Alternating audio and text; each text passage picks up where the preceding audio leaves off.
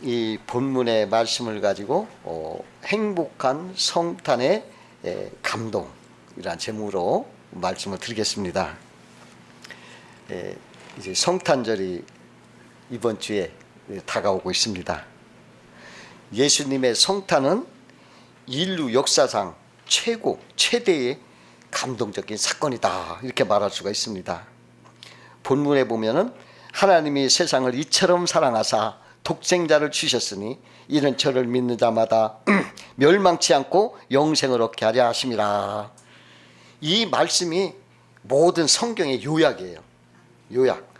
그리고 성탄절의 핵심인 것입니다.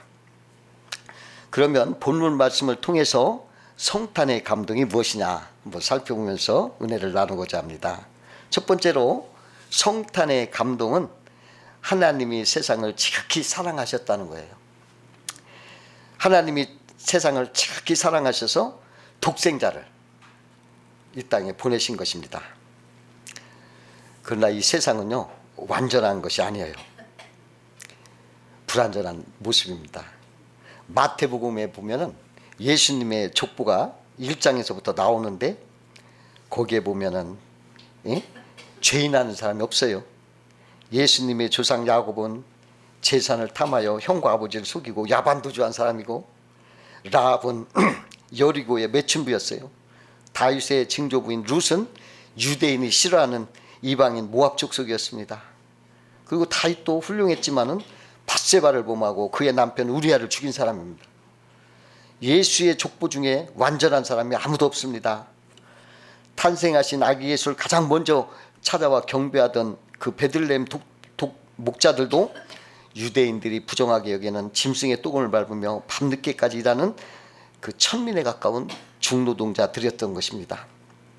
그러나 하나님은 우리가 아직 죄인 되었을 때 그리스도께서 우리를 위하여 죽으심으로 하나님께서 우리에 대한 자기 사랑을 확증하느라 하고 로마에서 말씀하셨어요.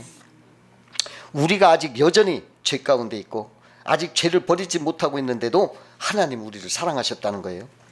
마치 부모가 자식을 버리지 못하고 그 착한 행실이 있거나 없거나 상관없이 부모이기에 자녀를 사랑함 같이 하나님께서 우리를 지극히 사랑하셨습니다. 이게 은혜인 것입니다. 죄를 심판하시는 공의의 하나님이시지만은 우리의 죄로 말미암아 심판의 공의를 예수 그리스도의 십자가로 지우시고 독생자의 피로 찢고 덮으셨습니다. 그 사랑 때문에 우리는 죄의 종에서 하나님의 자녀가 되어 당당하게 살아갈 수 있는 것입니다. 이것이 바로 성탄 그리스도의 감동인 것입니다. 우리 죄가 얼마나 크면은 그 아들이 그냥 매를 맞고 십자가에 달려서 피 온통 그냥 피투성이가 돼서 죽을 것까지 했겠어요. 뭐 바늘 하나 훔치면 그러는 거 아니에요. 우리 죄는 그렇게 흉한 죄라는 거예요. 그런데도 불구하고 하나님은 이 땅을 사랑하셔서 그렇게 구원하시려 했다는 거죠. 여러분 용기를 가지고 내가 죄인이다. 우리가 살다 보면 죄 안 질 수가 없잖아요. 그래서 죄를 이렇게 하지 말고, 그런데도 불구하고 하나님이 독생자 그 귀한 아들까지 보내심으로 나를 사랑했구나. 용기를 가지시기 바랍니다. 두 번째로 성탄의 감동은 독생자를 대속물로 내어주시는, 주는 사랑이라는 거예요. 하나님의 사랑은 하나밖에 없는 외아들 독생자까지 내어주신 사랑이에요. 이게 하나님의 사랑은 주시는 사랑, 주는 사랑이에요. 하나님은 말로만 사랑하지 않았어요. 하나님의 사랑은 가장 귀한 독생자까지 내어주는 그러한 사랑입니다. 어느 가난한 부부가 6 자녀를 어렵게 키우고 있어요. 근데 매우 친한 친구 한 분이 굉장히 부자였는데 그 친구가 그 애기 6 중에 하나를 자기에게 양자로 좀 넘겨다오. 그러니까 그러겠다고 그랬어요. 그래 그날 저녁에 아이들이 모두 잠자리에 들어간 다음에 그 부부가 그 문제를 의논하면서 어떤 아이를 양자로 보낼까. 근데 첫째 아들을 보내니까 이건 맏아들인데 남 주기는 아까워. 너무 귀하고 안 돼. 그 둘째 아들은 딸이었어요. 둘째 아이는 이건 역시 첫 딸이라 보낼 수가 없었습니다. 셋째 아이는 딸인데 몸이 약해. 그래가지고 마음이 안 놓여. 그래 못 줘. 넷째 아이는 장모님과 너무 닮았어. 그래서 보낼 수 없다. 부인이 거절했어. 다섯째 아이는 시아버지랑 닮았어. 너무 닮어. 이거 생각할 필요도 없어. 이제 남은 것이 막내 아기 하나요. 그런데 그 순간 부인이 험한 울음을 터뜨리며 우리 아가 귀여운 거 남 줄 수 없어요 하고 통곡하며 말했대요. 6 자녀가 있었지만은 그 하나라도 기꺼이 주지 못했다는 거요. 그런데 하나님은 단 하나뿐인 독생자 외아들을 우리를 구원하시기 위해서 아낌없이 내어주셨던 거예요. 이게 얼마나 놀라운 감동스러운 사랑입니까? 독생자는 헬라어로 모노게네스라는 거예요. 모노라는 거 하나, 게네스는 생명, 하나밖에 없는 생명. 여러 아들에 있는데 그 중에 하나가 아니라 딱 하나밖에 없는 그 아들을 주신 거예요. 그것도 살리려고 주신 것이 아니라 죽이려고 준 거예요. 죽이려고 주신 거예요. 이것이 곧 독생자를 주신 하나님의 사랑인 것입니다. 하나님은 우리를 사랑해서 하나밖에 없는 자기 아들까지 우리의 대속물로 죽이시려고, 나를 사랑해서 나의 죄와 저주를 사망에서 건지려고 자기 아들을 대신 받게 하여 보내주신 거예요. 이게 큰 사랑인 것입니다. 내가 어느 글에서 이런 걸 봤어요. 어느 목사님이 그 교회 출신이 어떤 젊은이가 서울에 가서 일하다가 신장이 망가져서 위험하게 됐다 하는 소식을 듣고 자기 교회는 아니지만 여기 출신이기 때문에 도와주고 싶어서 찾아가가지고 그 부모에게 말했어요. 죽기 전에 혹시 신장이 맞으면 떼어줄 수 있느냐, 그 비용은 다 교회에서 부담할 테다. 부모님 중에서 하나 좀 떼어줄 수 있느냐고 물어봤어요. 조사를 해보니까 맞아요, 떼어줄 수 있어요. 그래서 그렇게 약속을 하고 수술날 갔더니 부모가 없어졌어. 그래가지고 할 수 없이 목사를 보니까 목사가 맞아서 목사가 떼줬대야. 근데 여러분, 그 신장 하나 떼주는 것도 자기 아들인데도 불구하고 도망가. 이게 근데 하나님은 신장이 하나 아니에요. 신장이 다 목숨까지 다 폐도 간도 다 빼주고 생명 다 줬어. 이게 독생자의 사랑이에요. 여러분, 하나님의 사랑이 얼마나 큽니까? 세 번째로 성탄의 감동은 그를 믿는 자마다 죄에서 구원받는 구원의 감동이라는 거예요. 모든 인간은 누구나 처음 시조 아담의 불순종으로 범죄해서 누구나 예외 없이 죄를 갖고 태어나요. 그래서 날 때부터 죄인 된 인생은 하나님과 단절이 되고 죄와 저주의 형벌로 사망이 오고 영원히 멸망케 되어 있던 거예요. 그런데 인간에게 이 죄의 문제는 가장 고질적인 문제로서 불행의 근원입니다. 그러나 인간의 힘으로는 죄의 저주와 사망의 고통을 해결할 수도 없고 풀 수도 없어요. 그래서 하나님은 우리를 죄에서 구원해 주시려고 자기 아들 독생자를 보내시고 우리를 대속하여 십자가의 보혈로 피를 흘려 죽으시고 3일 만에 다시 부활하셔서 우리를 죄에서 완전히 구원해 주신 것입니다. 창세기 3장에 보면 여자의 후손이 뱀의 머리를 상하게 하고 뱀은 그의 발꿈치를 상하게 한다는 거 예언됐어요. 이것이 바로 예수님이 이 땅에 오셔서 십자가로 죽으시고 부활하신다는 상징이에요.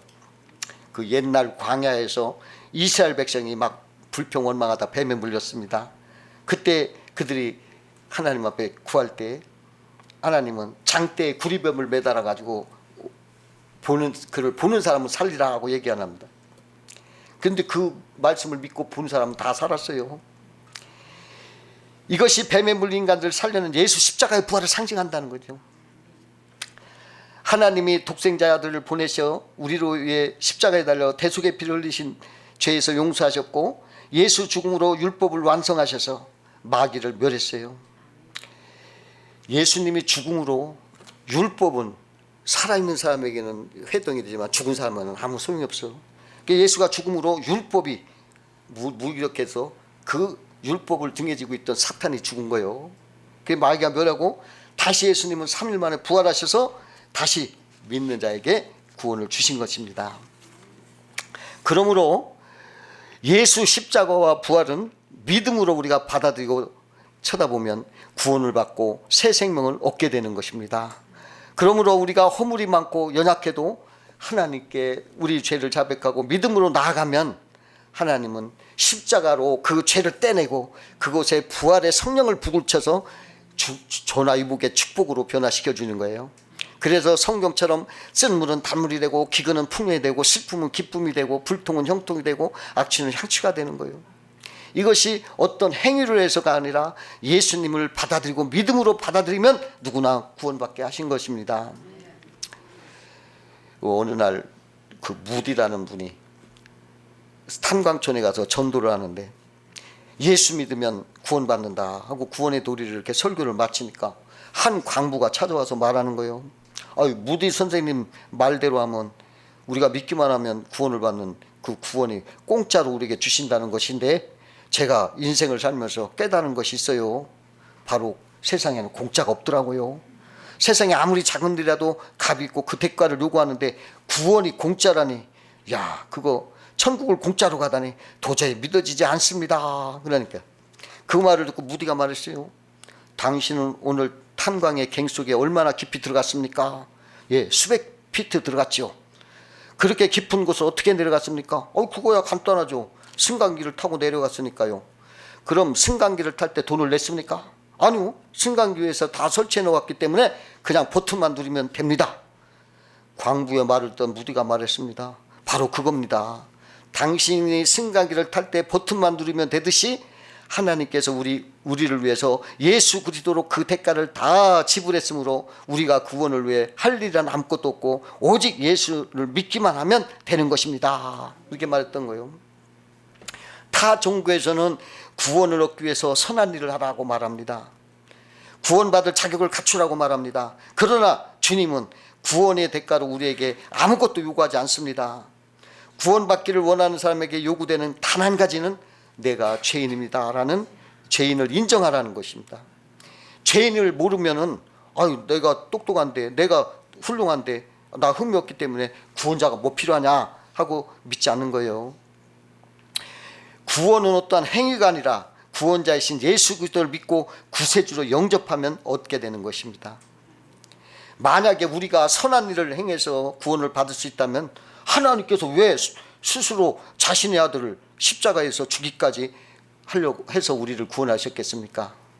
인간의 어떤 행위도 어떠한 선행도 구원의 값을 치를 수 없기에 하나님께서는 사랑하는 아들 예수님을 십자가에 대속의 피를 흘려 죽이시고 그를 믿는 사람에게 모두 값없이 구원을 받도록 하신 것입니다. 구원을 위해서 우리가 할 수 있는 일은 그저 죄를 회개하고 예수님을 구주로 모시는 것뿐이 없습니다. 이것이 하나님이 요구하는 거예요. 그 생선 장수가 청어를 한 짐 지고 하면서 청어 사라고 외쳤어요.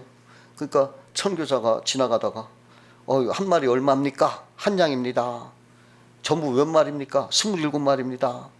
선교사는 27양을 주면서 다 샀어요. 그러고서 나도 청어를 좀 먹어야 하니까 2마리만 나에게 주고 나머지 25마리를 다 이어가면서 공짜로 사람들한테 파십시오 그랬어요. 청어 장수가 얼마나 신난지 몰라. 평생 이렇게 운이 좋은 날이 없어. 그는 막 목 참고 외쳤어요. 싱싱한 청어를 돈 받지 않고 무료로 드리겠습니다. 그냥 이렇게 외치는데 목이 터져라 외쳐도 한 사람도 안 와. 왜 그럴까요? 공짜로 얻을 수 있었을 텐데도 돈을 받지 않고 장사하는 사람이 어디 있겠냐 하고서 믿지 않아서 안 오는 거예요. 선교사가 청어값을 다 지불한 것처럼 예수님이 죄값 모든 걸 십자가의 보혈을 피로 다 지불했어요. 그러므로 우리는 예수를 믿으면 구원을 받습니다. 네 번째로 성탄의 감동은 믿는 자는 멸망치 않고 영생을 얻는다 그랬습니다. 예수님을 믿는 자는 하나님의 자녀가 된다고 했어요. 요한복음 2장 12절에 영접하는 자 곧 그 이름을 믿는 자에게는 하나님의 자녀가 되는 권세를 주셨으니 그랬어요.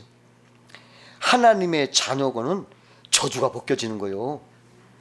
전에는 죄인이었기 때문에 저주가 쌓였는데 하나님의 자는 저주가 벗겨지고 은혜 안에 거하게 된다는 것입니다. 멸망치 않고 영생을 얻게 한다는 거예요. 우리가 믿음으로 예수님을 따르면 멸망치 않고 영생의 축복을 얻는다는 것입니다. 멸망치 않고 영생을 얻으라 했어요.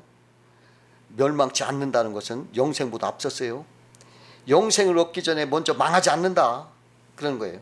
많은 사람이 예수 믿으면 천국 가는 줄 아는데 천국 가기 전에 먼저 이루어지는 게 있어. 멸망치 않는다는 거예요.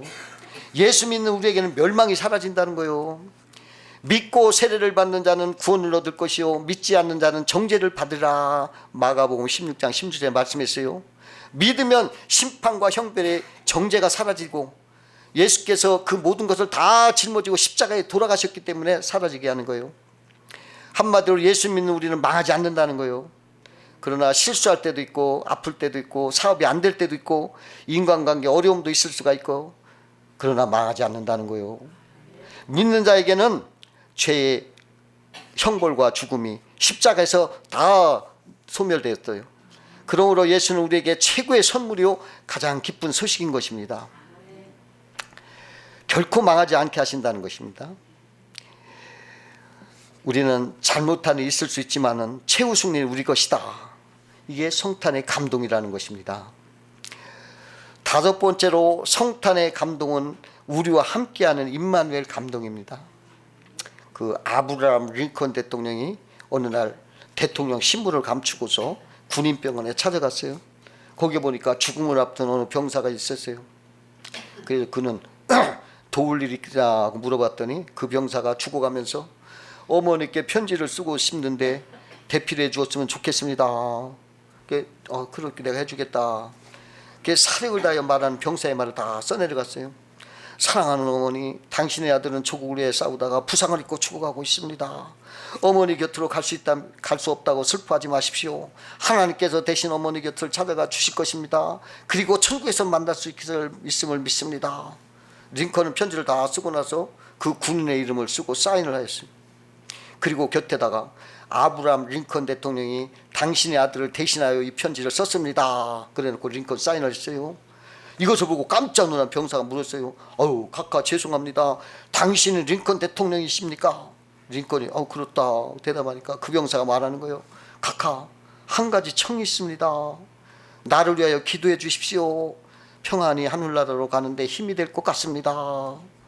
링컨이 두 손을 잡고 기도하는 중에 그 병사는 편한 얼굴로 하늘로 세상을 떠나갔습니다. 이와 같이 예수님은 인간의 고난 가운데 오셔서 우리와 함께하는 임마누엘이신 거예요. 임마누엘이 무슨 뜻입니까?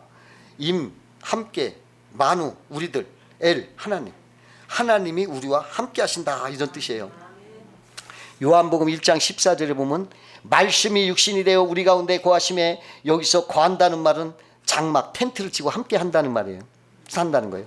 하나님의 아들 예수님이 우리의 삶의 현장 속에 함께 살려고 오셨다는 거예요. 예수님은 우리 인생에 어떠한 종류의 고난을 당한다 하더라도 그 현장에 와 있다는 거예요.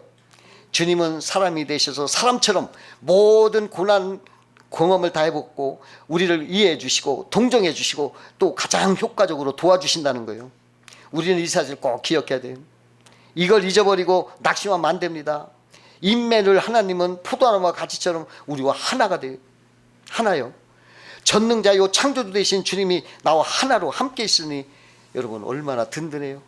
그에게 다 맡겨요. 전능자의 걸 다 맡겨요. 그 종교개혁가 마틴 루터가 밤중에 숲속을 산책하고 있었습니다. 근데 그날이 크리스마스 이브 날이었어요. 평소 어둡던 숲이 등불을 켜놓은 듯이 빛나는 것을 보고 깜짝 놀랐어요. 그게 고개를 들어 이렇게 하늘을 바라보니까 전나무 숲의 사이에 소복하게 쌓인 눈 위에 영롱한 달빛이 쏟아지고 있었어요. 루터는 이걸 보고 중요한 것을 깨달았습니다. 인간도 저 전나무와 같다. 한 개인은 초라한 존재일 뿐이다. 그러나 예수 그리스도의 빛을 받으니까 아름다운 모습으로 살 수가 있구나. 루터는 이 가르침을 사람들에게 설명하고자 그 전나무 한 그루를 집으로 가져왔습니다. 그 나무에 눈 모양의 솜과 빛을 발하는 형형색색의 종이별과 촛불을 장식했습니다.